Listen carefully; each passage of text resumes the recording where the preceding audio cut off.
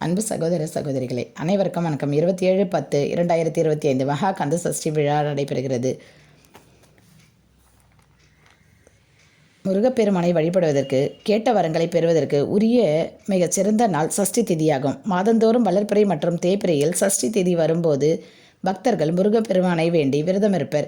இருந்தாலும் அதிகமான முருக பக்தர்கள் சஷ்டி விரதம் கடைபிடிப்பது ஐப்பசி மாதத்தில் வரும் மகா கந்த சஷ்டி விழாவின் போதுதான். முருகப்பெருமான் சூரனை வதம் செய்து தேவர்களை காத்த திருநாள் என்பதால் ஐப்பசி மாத அமாவாசைக்கு பிறகு வரும் பிரதமை திதியில் துவங்கி சஷ்டி திதி வரை சிலரும் சப்தமி வரை சிலரும் விரதம் இருந்து வழிபடுவர்.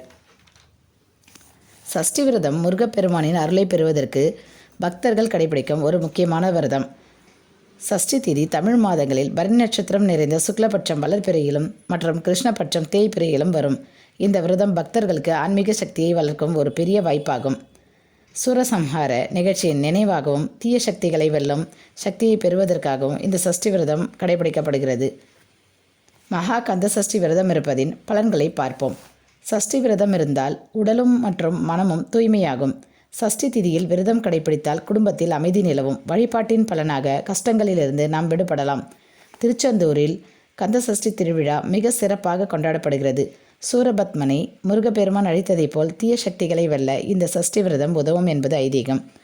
27/10/2025 திங்கட்கிழமை அன்று விரதமிருந்து முருகப்பெருமானை வணங்குவோம். நாம் கேட்ட வரங்களை அவர் அருள்வார்.